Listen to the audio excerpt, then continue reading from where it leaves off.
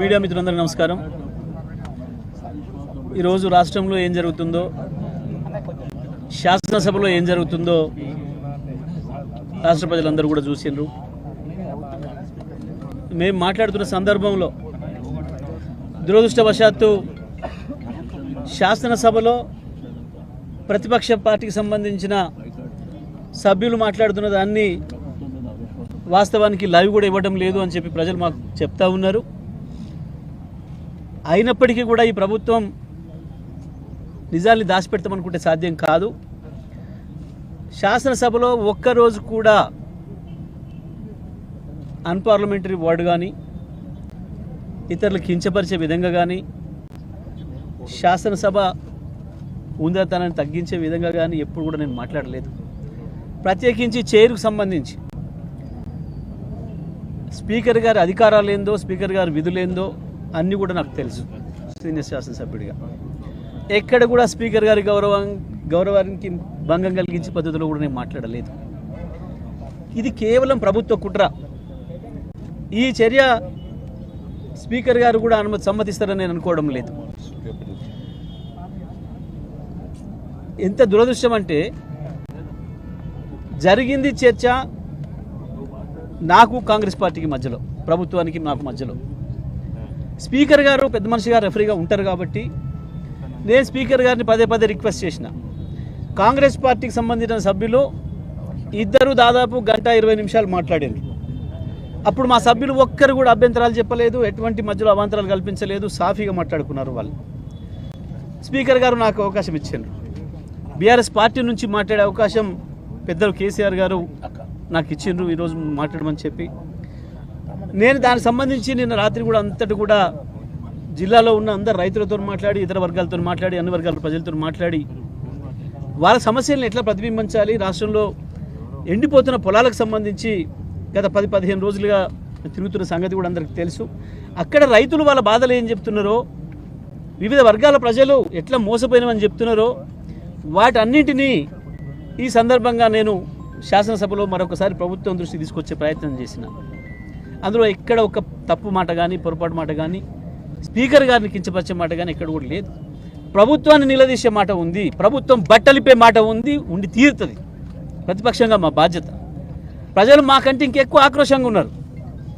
ప్రజల భాషలో వింటే ఈ ముఖ్యమంత్రి కానీ, ఈ ప్రభుత్వంలో ఉండే మంత్రులు కానీ నిజంగా సోయిన వాళ్ళైతే ఆ పదవిలో ఒక నిమిషం కూడా ఉండకూడదు. బహుశా ఈ ప్రపంచంలోనే ఏ పరిపాలకుడు పడినటువంటి తిట్లు ప్రజలతో పడుతున్నారు.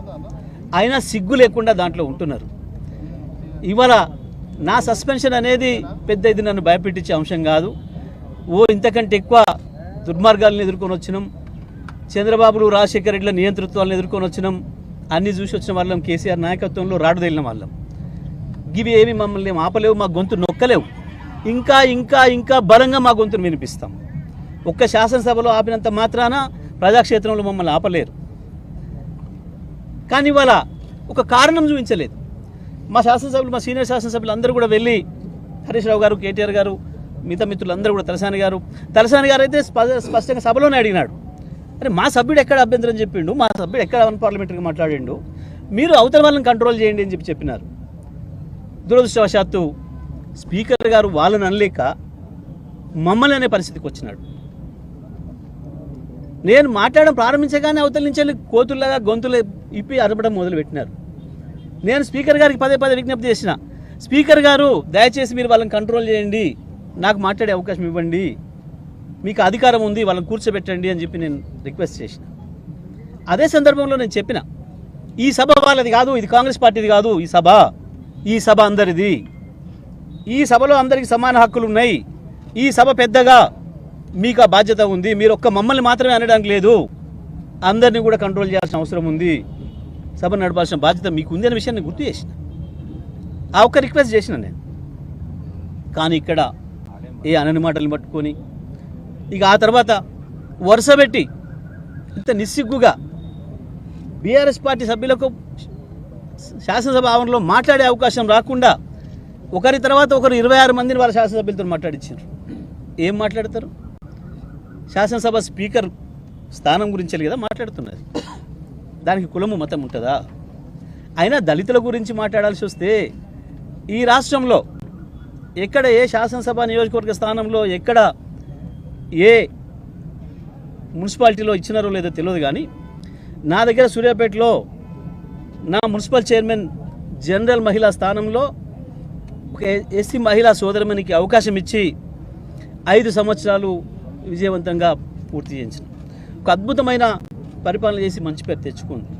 మధ్యలో 4 సంవత్సరాలు జరిగిన తర్వాత ఇదే కాంగ్రెస్ పార్టీ కుట్ర చేసి ద్రోహపూరితంగా ఆమెను దించేసే ప్రయత్నం చేస్తే, ఆమె పదవిని తీసేసే ప్రయత్నం చేస్తే అడ్డుకొని కొట్లాడి ఒంటరిగా మళ్ళీ